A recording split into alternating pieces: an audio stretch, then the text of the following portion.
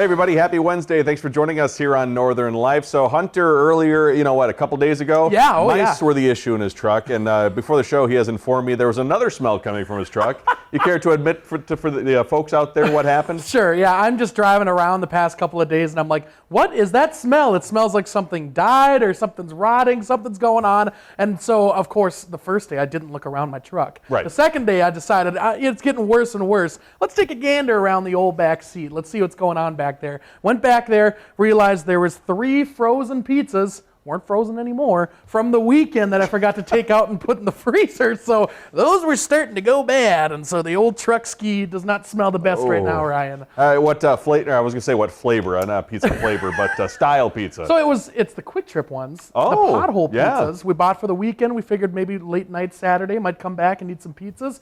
Nope, just threw them all away. Just like, throwing away money. It's like, what am I doing? There might be a reason there's more mice in your truck than just the cereal that you were talking about earlier. You're right. It's nothing but just rotting food left and right, and smells like it just smells horrible right now. Those pothole pizzas got some toppings on them too. They do. Yeah, they load them up. A mice's dream to go in my truck. Smells good out of the oven, not so good when they've been left in the car a number of days. It's horrible. Tough. So there we go. Hopefully it gets better now. Yeah, check your car for pizzas out there, folks. Well, hey, as Mary and I continue on in our wedding venue search and planning, we got an awesome text sent to us from Sandy in Esco the other day. She told us that when her niece Kayla and her husband Jesse got married, she danced down to the aisle, that is, to the song Jesse's Girl. You were just singing that song the other day. Because I got the text from Sandy. Because you read the text. That's hilarious. What a great song. That's perfect. Fantastic song and fantastic for the occasion. Hey, we also got a Facebook comment on how to help Hunter here with his mouse problem.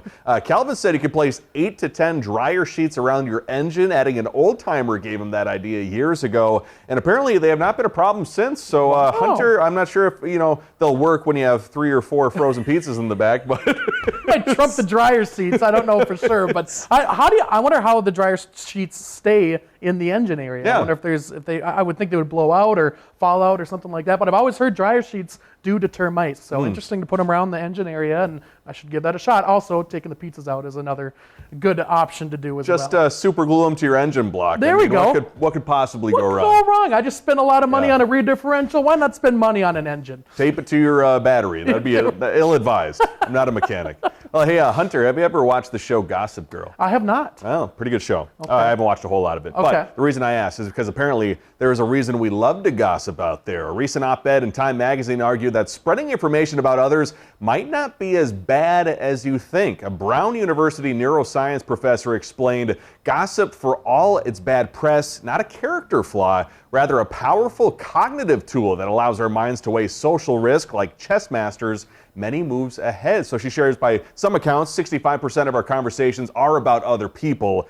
She calls gossip a form of social intelligence rather than a moral failing. I feel like everybody gossips, right? Yeah. It's just part of human nature, like you said. We want to be in on the thing. Yes, exactly. Yeah. It's funny around the station when there's a piece of news. We're all journalists, so we're all like trying to we're really good at getting the information out and all that sort of thing. So that's always funny around the news station. But do you gossip quite a bit, Ryan? I don't know. I tend maybe not start the gossip, but I like to be on the in on things. Yeah, it's good to know things. I like to be on the know, and apparently it's good for the mental health. So there we go. We're social cognitive beings. Yeah. Well, hey, listen to this. A stranger donated a kidney to a man he met on Facebook, giving him a second chance at life. So Tim Heatherly on the right there wasn't sure how many Fridays he had left due to a chronic kidney disease, sadly. Friends stepped up to donate, however, they weren't a match. And then Joe Turner here responded to a desperate post from Tim's mom on Facebook. And Joe says he was guided by his faith, remembering all the times he has struggled in the past. And apparently everything went well, and now they are brothers for life. Wow, the amount of courage and just emotional depth to be able to do that for another human being that you don't even know. That's just unbelievably impressive and selfless. Yeah, pretty amazing. And for the folks out there too, like the bone marrow transplants too. Usually you got to find the right donor for that. So big on him to step up, especially in a time of need for the other man. And yeah, talk about brothers for life. They're always going to be connected now with that. You got a piece of my organ right there. We're connected forever. Forever and ever. Yep.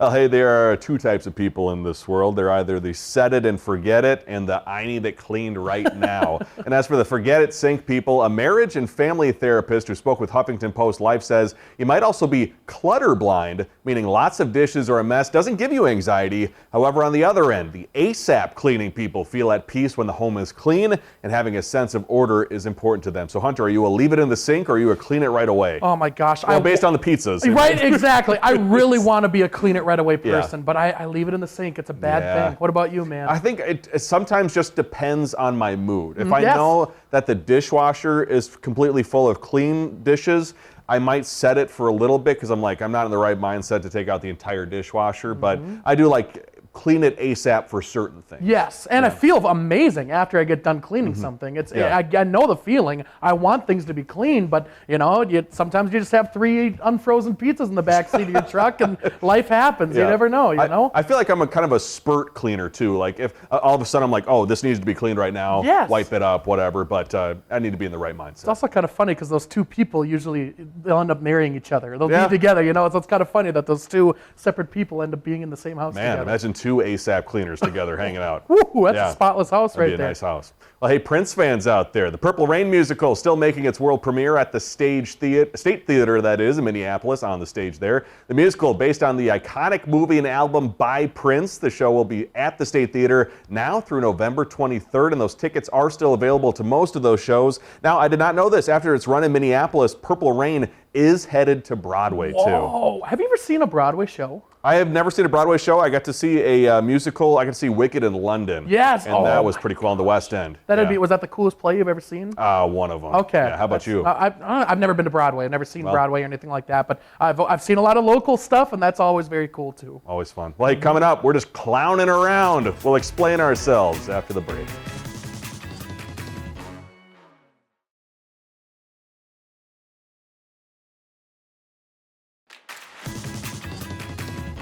All right, get this. Back on Monday night, Ryan and I had to miss the 4 o'clock show, and that's because I took him on a blindfold that I don't think you're going to forget anytime soon here, Ryan, in Hermantown. We stopped by the Odd Shrine Center up there in Hermantown, getting Ryan in full makeup and costume to become a clown. Look at that picture. That's awesome. He learned all about what it takes to be a Shriner, and we're excited to share that full blindfold that'll likely air in early November. I'm assuming it'll be a couple different parts because we got a lot of footage, and it was very intriguing, the entire process. What'd you think, Ryan? Taking off my blindfold, I've seen a lot of things so far during my time here on Northern Life. I've never seen 3 to 4 clowns sitting across from me after taking off my blindfold, wondering what's going to happen. So it was certainly a wonderful time, great group of folks out there in Hermantown, and really cool also learning about their mission when it comes to helping others. I really didn't know the deeper part of everything that organization does and how great they are. So that was very fun to learn about as well. But I probably should have asked you if you were afraid of clowns before I did that. That would have been a good idea. Thankfully, you weren't. thankfully, I'm not afraid of too many things. Heights a little bit, but clowns I'm okay with. And it was kind of fun becoming a clown. I mean, the shoes were huge, the pants were huge. I got to put on the cool wig.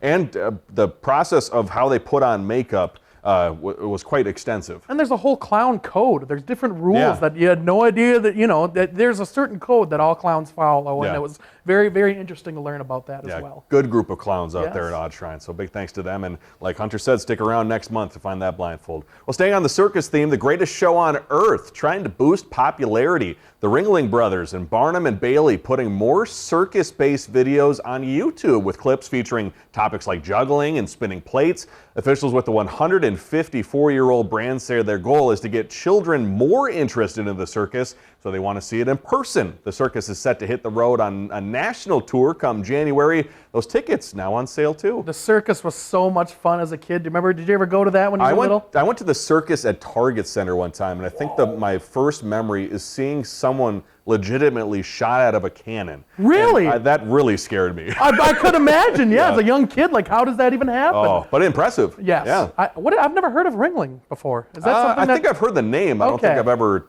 seen it in person. I know they had not a falling out, but they had some trouble back in like 2017 or so. Oh, sure. Yeah. Okay, interesting. I remember the Odd Shrine Circus when I was little at a kindergarten, going, I believe it was at the deck or something like that, and going and having the cool like lightsaber things that they would hand out, and so much fun. Oh, so good stuff. Definitely a good time. Just in time for Halloween, a history museum in Minnesota is doing something unusual. Yeah, Marielle Mose takes us to a center in Rochester showing off its collection of creepy dolls.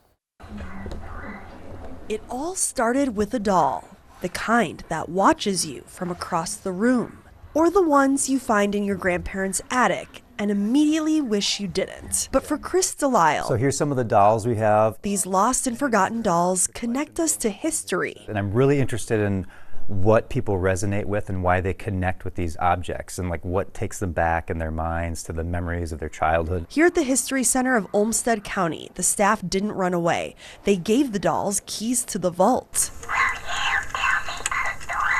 The idea was that the dolls become the curators for this show. They pick the objects that they relate to the most. Turns out these tiny terror guides have an eye for local history, and here in Rochester, that history runs deep with medical equipment and agriculture. They're the curators. They're doing the work. For their 7th year, these pint-sized poltergeists were set loose among a collection of artifacts. This one's cool. It was made in the 1860s, and it was actually made in Salem, Massachusetts, which is, perfect. Their mission? Unearth the strange and celebrate the forgotten, and terrify the living. There have been rumors of the grounds being haunted.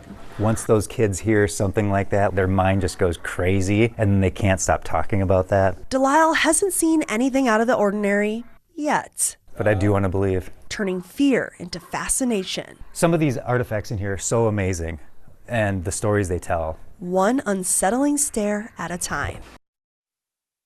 Yeah, unsettling stare, good way to put that package.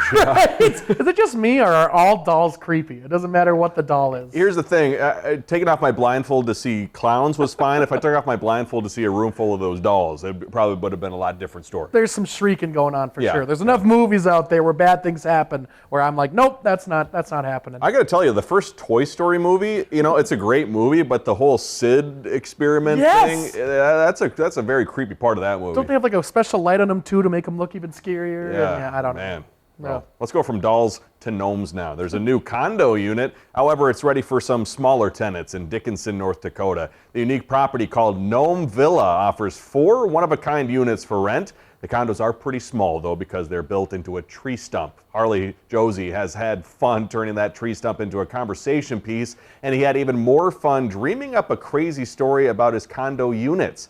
The good news, his work is bringing smiles to the faces of all of those who see it. Now, gnomes are a lot more friendly than Yeah. dolls. I've never been scared of a gnome in my life. Well, if anybody out there in the Northland, if you got a front yard full of gnomes, send us your pictures. If you got Yeah. a front yard full of creepy dolls, you can also feel free to send us your photos, but might show the gnomes first and then the dolls later. We'll work our way to the dolls. Yeah. Well, hey, stick around. We're going to talk about Rachel Hackbarth's Does It Work product for this week coming up in just a bit.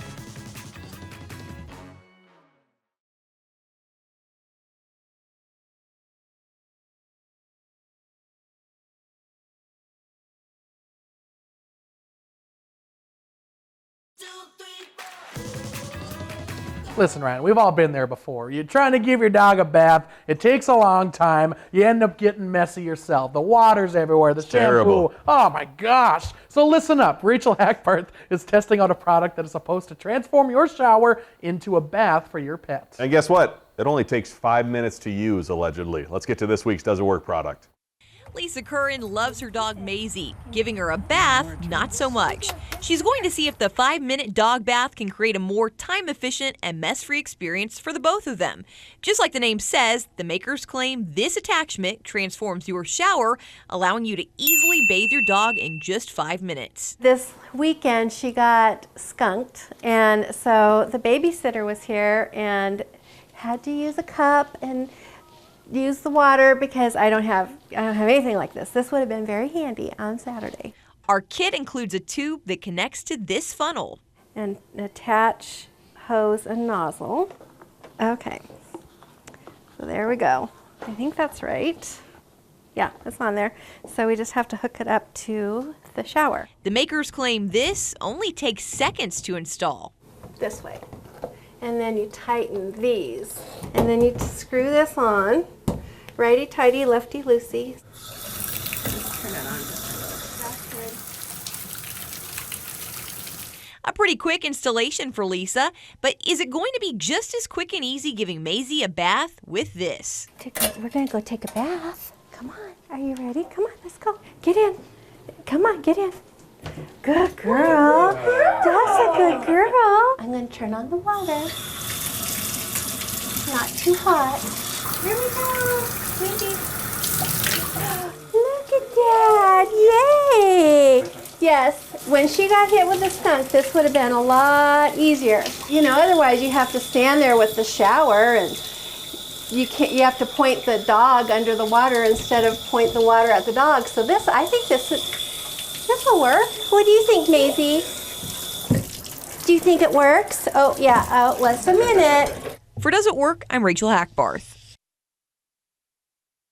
Shout out to our director, Jordan, who's in for Shania today. He's like, just use the shower head. Honestly, what's wrong with that? I don't understand. But I could see maybe for a smaller dog. If you had a smaller dog, maybe like a Shih Tzu or something where the shower head's coming in too hot, Yeah. it's covering too much of the dog, having the smaller hose would be kind of nice. How much? That was $30? $30, $29.99? yep. Okay, so we just upgraded our shower to one of those that just comes off and you can, use the actual nozzle. Sure, yeah. I think that it's not much more money than that, and just use that. I don't understand why you can't just do that. And it's way nicer than whatever that weird beer funnel thing But is. you could take this on the beer funnel. You could take this on the go too. You Yeah. could take it with you to your Airbnb or wherever you're staying. That's a good point. That's a good point. That's a good point. How about a bucket? A bucket's Yeah. like $1. Yeah, honestly, that's super easy. Well, when it comes to humans, sleep, a critical part of our overall health, also showering too, but 1 in 3 U.S. adults don't regularly get the recommended amount of uninterrupted sleep each night, and according to the National Institutes of Health, it may have something to do with the way you sleep. Now, the Cleveland Clinic recommends sleeping on your side if you have obstructive sleep apnea or other chronic conditions. And if you have acid reflux, you should sleep on your left side. Side sleep also recommended if one side of your nose is more stuffy than the other. Wow, are you a snorer? We're both snorers, Yeah, right? I'm getting checked in December to see if I have sleep apnea. Yeah, so, I definitely yeah. have a little hint of that as well. Also, one of the best feelings in the world is unclogging one side of your nose that's clogged and having it breathe again. It's the best. Awesome stuff. Well, stick around. Great kids to talk about after the break.